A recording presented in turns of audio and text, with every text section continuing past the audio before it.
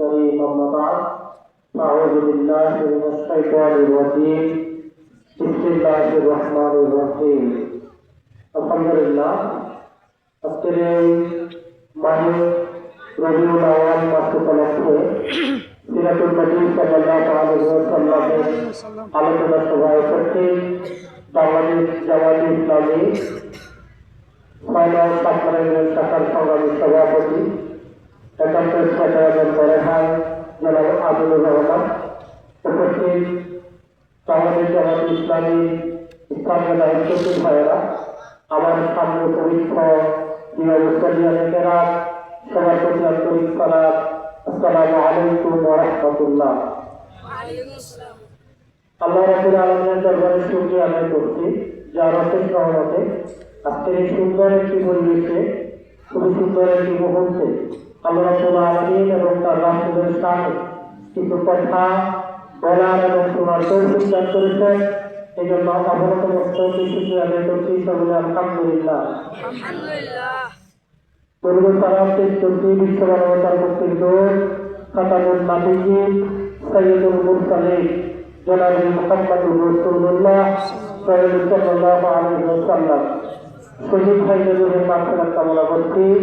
এই বদর প্রান্ত থেকে আজকে পর্যন্ত কোরআনের জন্য, ইসলামের জন্য, ইসলামের আন্দোলনের জন্য, আল্লাহর জমিনে আল্লাহর দ্বীন বাস্তবায়নের জন্য যারা তাদের জীবনের তাজা রক্তটুকু পৃথিবীর জমিনে বিলিয়ে দিয়েছেন, আল্লাহ রাব্বুল আলামিন সবাইকে জান্নাতুল ফিরদাউস নসিব করুন। আল্লাহু আমিন।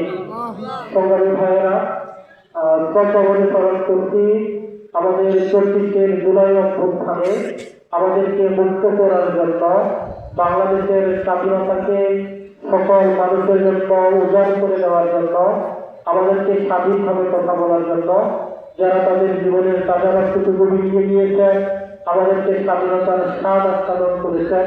দ্বিতীয়বারের মতো আমরা সে সকল শহীদ জুলাই যোদ্ধাদের জন্য দোয়া করতেছি। আল্লাহ রাব্বুল আলামিন যেন তাদের মনের মাকসাদকে কবুল করে নিন। আল্লাহু আমিন। আলহামদুলিল্লাহ, আমাদের আজকের আলোচনা কিন্তু অত্যন্ত চমৎকার আলোচনা করবেন। সবাই আমার চাইতে অনেক বড় বড় আলেম, ওনারা কথা বলবেন। ফরমালিটি মেনটেনের জন্য যেহেতু সময় আমাকে দেওয়া হলো, সেজন্য শুধু আমি এখানে দাঁড়িয়েছি। আমরা জানি যে আমরা মুসলমান। এই মুসলমান আল্লাহ রাব্বুল আলামিন আমাদেরকে সৃষ্টি করেছেন। সৃষ্টি করার সাথে সাথে পৃথিবীতে অনেকগুলো নবী রাসূল পাঠিয়েছেন, যে নবী রাসূলগুলো যুগে যুগে সেই যুগের মানুষদেরকে সৎ পথে নিয়ে আসার জন্য, আল্লাহর রাস্তায় নিয়ে আসার জন্য জীবন প্রাণে চেষ্টা করেছেন। কেউ কেউ শাহাদত বরণ করেছেন। এরকম অসংখ্য নবী রাসূল আছেন যারা শাহাদত বরণ করেছেন। আমাদের শেষ নবী হযরত মুহাম্মদ সাল্লাল্লাহু আলাইহি ওয়াসাল্লামের এই মাসটা জন্মের মাস হওয়ার কারণে আজকে আমরা সুন্দর একটি দিনে আলোচনা করার সুযোগ পাচ্ছি। সম্মানিত ভাইয়েরা, মুসলমান হিসেবে রাসূল সাল্লাল্লাহু আলাইহি ওয়াসাল্লামের যে আদর্শ অনুসরণ করা দরকার, রাসূল সাল্লাল্লাহু আলাইহি ওয়াসাল্লামের প্রত্যেকটি পদক্ষেপে আমাদেরকে অনুসরণ করা দরকার। একজন মুসলিম হিসেবে আমরা কখনোই রাসূল সাল্লাল্লাহু আলাইহি ওয়াসাল্লামের যে পদক্ষেপ অনুসরণ করতে পারতেছি না। আমরা মুসলমান হিসেবে অনেকে মনে করে নিয়েছি আল্লাহ রাসূল সাল্লাল্লাহু আলাইহি ওয়াসাল্লাম যেহেতু শুধুমাত্র 5 ওয়াক্ত নামাজ খুব ভালোভাবে গুরুত্ব দিয়ে করেছেন, তার উম্মতকে 5 ওয়াক্ত নামাজ পড়ার জন্য খুব ভালোভাবে গুরুত্ব দিয়েছেন, এই জন্য আমরা সুন্দরভাবে শুধু 5 ওয়াক্ত নামাজগুলোই পড়ব, অন্য কিছু করার দরকার নেই। আমাদের যাদের অনেক সম্পদ আছে, আমাদের এই সম্পদের মালিকানা ব্যক্তিরা আমরা মনে করে নিয়েছি আল্লাহ রাসূল সাল্লাল্লাহু আলাইহি ওয়াসাল্লাম যেহেতু হজ করেছেন, আল্লাহ রাসূল সাল্লাল্লাহু আলাইহি ওয়াসাল্লাম যেহেতু সম্পদের মালিক ব্যক্তিদেরকে হজ করার ফরজ করে দিয়েছেন, এই জন্য শুধু হজ করব, আর অন্য কিছু করার দরকার নেই। কিন্তু আল্লাহ রাসূল সাল্লাল্লাহু আলাইহি ওয়াসাল্লাম তার জীবনে ইন্না দীনা ইনদাল্লাহিল ইসলাম, ইসলাম তার 3টি প্রধান লাইন যেটাকে বলা হয়, তা পরিপূর্ণ জীবন বিধান হিসেবে আমাদেরকে ইসলাম দিয়েছেন এবং আল্লাহ রাসূল সাল্লাল্লাহু আলাইহি ওয়াসাল্লাম সেটা যে আমাদের উপর পূর্ণ করে দিয়েছেন। এই পূর্ণ ইসলামটুকু আমরা কেউ পালন করতেছি না, একেবারেই কেউ পালন করতেছি না। আমরা মুসলমান, বিয়ে করার ক্ষেত্রে আমাদের মুসলমান ফ্যামিলির সন্তানগুলোকে আমরা পিতামাতাগুলো যৌতুক নিয়ে দিয়ে দিচ্ছি, দিচ্ছি কিনা? আমরা মুসলমান, আমাদের অনেক সন্তান হওয়ার পরেও এই সম্পদের জাকাত যতটুকু দেওয়া দরকার আমরা সেই জাকাতের সুন্নতটুকু রাসূল সাল্লাল্লাহু আলাইহি ওয়াসাল্লামের আদায় করতেছি না। আমরা মুসলমান হিসেবে নিজেদেরকে দাবি করতেছি, পাঁচ ওয়াক্ত নামাজও করতেছি, কিন্তু রাসূল সাল্লাল্লাহু আলাইহি ওয়াসাল্লামকে উনার সুদীর্ঘ জীবনে 27টা যুদ্ধের সেনাপতির দায়িত্ব পালন করেছেন। এই সেনাপতির দায়িত্ব পালন করার জন্য আমাদের বর্তমানে কিঞ্চিত পরিমাণ, একেবারে উৎসাহ দূরের কথা, কিঞ্চিত পরিমাণ মনের ভিতরে একটু চিন্তাও আসে না। এসেছে আমরা এই জায়গাটাকে, এই সাইডটাকে, জিহাদ ফিসাবিলিল্লাহর কাজটাকে এমন একটা জায়গা নিয়ে গেছি যে এই কাজটা শুধু বহু ব্যক্তিদের উপর বর্তায় দিচ্ছি, যে ওনারা করলে এটা আমাদের হয়ে যাবে। অথচ আমাদের সমাজে অসংখ্য ফেতনা, আমাদের সমাজে অসংখ্য বিশৃঙ্খলা, আমাদের চোখের সামনে অনেকগুলো অন্যায় হয়ে যাচ্ছে। এই অন্যায়ের বাধা দেওয়ার মতো ন্যূনতম টেন্ডেন্সি আমাদের নাই। আমাদের চোখের সামনে আমাদের ইয়াং জেনারেশনটা একেবারে নষ্ট হয়ে যাচ্ছে। আমরা অভিভাবকেরা আমরা বাধা দিতে পারতেছি না। আমাদের প্রতিবেশী, আমাদের ভাতিজা, আমাদের সন্তানেরা নেশায় আসক্ত হয়ে যাচ্ছে, কিন্তু আমাদের এলাকার মুরব্বীগুলো মিলে যে আমরা একটা কমিটি গঠন করে, একটা টিম গঠন করে এটা বাধা দিব, সেই চিন্তা আমাদের নাই। কিন্তু রাসূল সাল্লাল্লাহু আলাইহি ওয়াসাল্লামের উপর যখন নবুয়ত আসে নাই, ওনার বয়স যখন মাত্র 17 বছর ছিল, ওই 17 বছর বয়সে ওই সমাজের অন্যায়গুলোকে দূর করার জন্য, ওই সমাজের জাহেলিয়াতগুলোকে দূর করার জন্য, ওই সমাজের ইয়াং জেনারেশনদেরকে সুন্দর করে ফিরিয়ে আনার জন্য, ওই সমাজের জেনাকে দূর করার জন্য 17 বছর বয়সে যখন ওনার উপর ওহী আসে নাই, কোনো জ্ঞান তার ছিল না, আল্লাহ প্রদত্ত কোনো ইলহাম তার উপর ছিল না, তখন রাসূল সাল্লাল্লাহু আলাইহি ওয়াসাল্লাম চেষ্টা করেছেন কি না? কিন্তু আমাদের জায়গাটা কোথায়? আমরা কি করতেছি? আমাদের অবস্থান কতটুকু? এই সমাজে আমাদের কন্ট্রিবিউশন কতটুকু? আমি কি দিতে পেরেছি?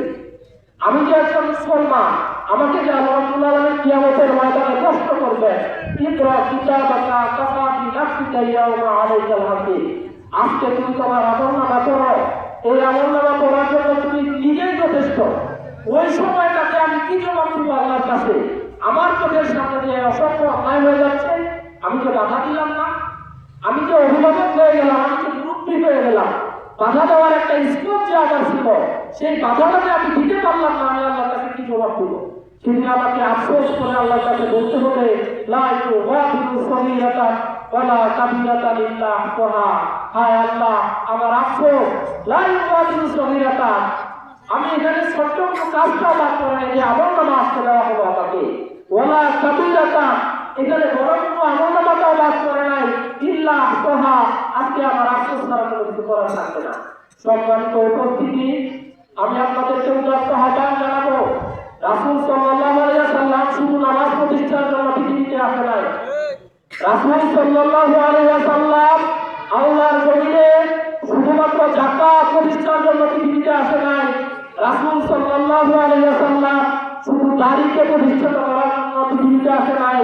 রাসূল সাল্লাল্লাহু আলাইহি ওয়াসাল্লাম পৃথিবীতে এসেছেন আত্ম মানবতার মুক্তির জন্য, ইসলামের সর্বস্ব পৃথিবীকে ফিরিয়ে দেওয়ার জন্য, আল্লাহর জমিনে আল্লাহর দিনটাকে এমনভাবে প্রতিষ্ঠা করার জন্য যে দিন থেকে একজন হিন্দু, একজন বৌদ্ধ, একজন খ্রিস্টান, একজন মুসলমান সবাই সমানভাবে তার মর্যাদা পাবে এবং সুন্দর একটি পৃথিবী হবে।